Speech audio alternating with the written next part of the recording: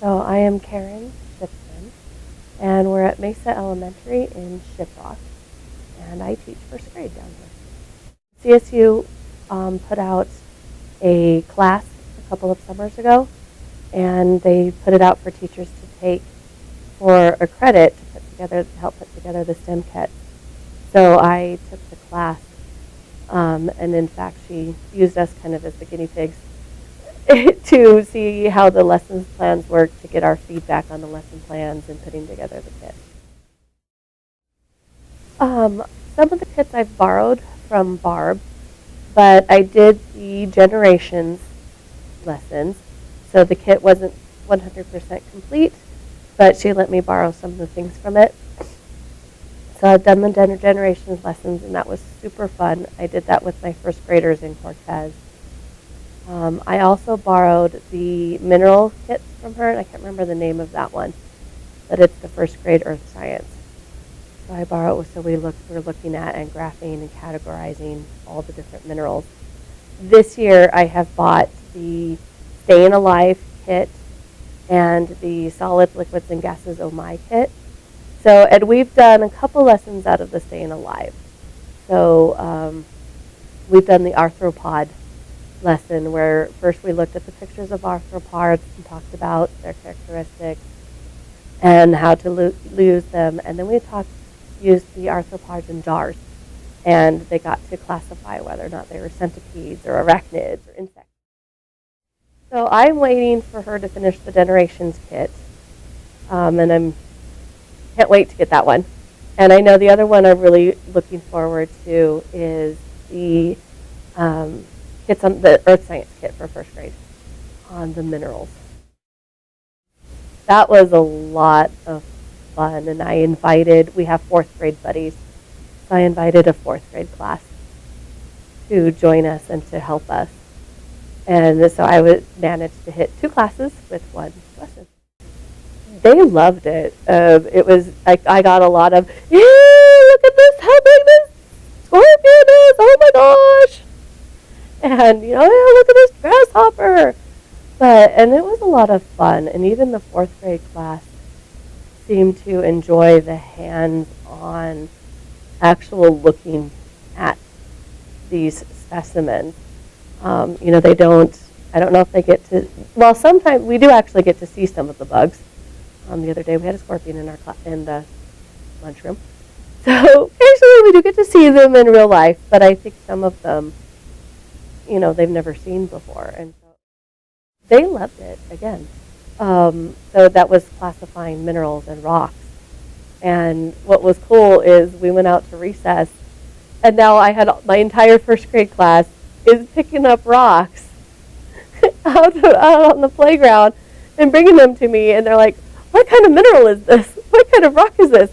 We need to go look at it under the microscope. And so it was really interesting how they used their hands-on activity, and then they took it to the playground, and they were still checking it out like ice, and they were using some of the same the terminology.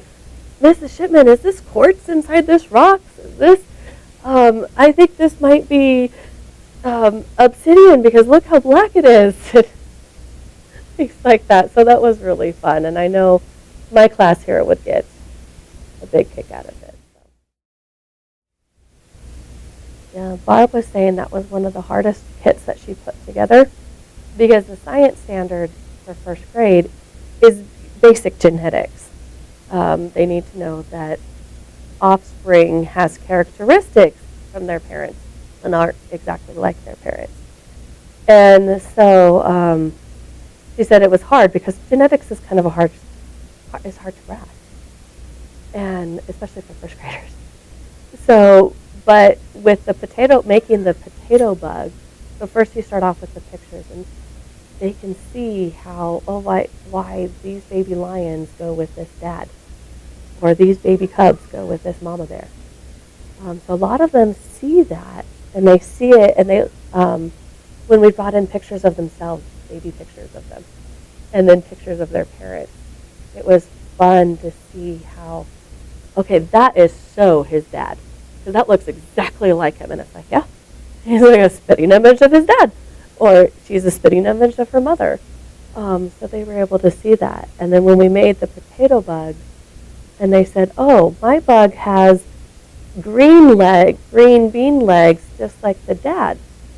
But it has horn for the eyes, like the mom. And so then they were able to even more make that correlation. So these hands-on kits are taking these hard concepts like classifying arthropods, classifying minerals, thinking about genetics. But because they're hands-on and the kids can see them, even in first grade, they're grasping the concept.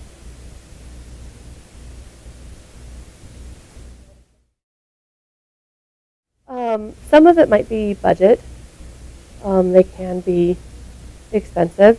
For that, I recommend using it at one kit for the grade level. It's really easy to share these kits with your grade level. It's super easy for one to pass it from teacher to teacher. So, a first year teacher might not know how to modify lessons according to their students' levels. A more experienced teacher would.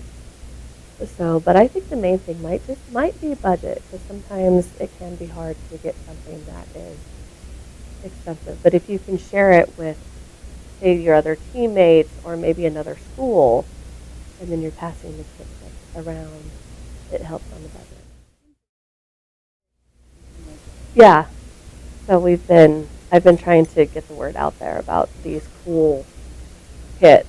So I've been showing my teammates here, but I think I would love to go show them to some of the other teachers at the other schools and say, look, these kits are here and they're available and they're super fun.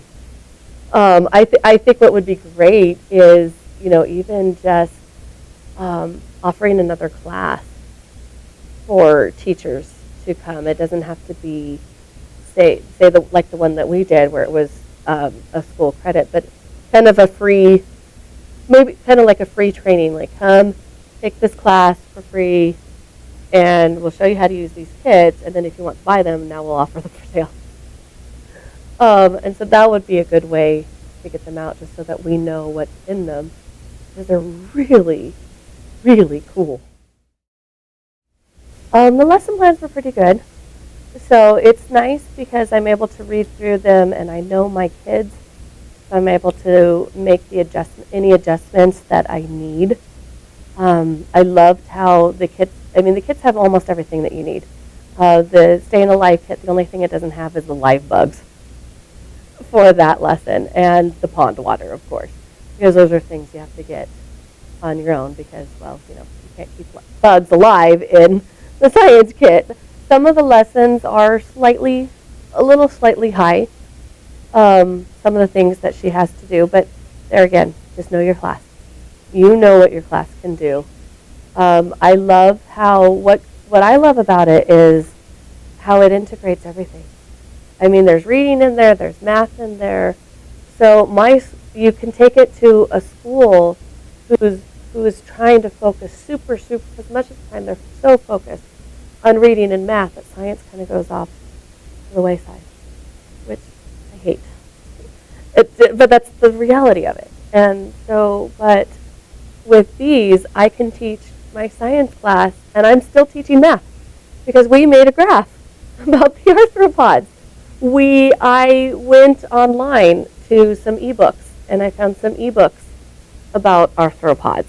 So during my reading block, we were reading books about arthropods.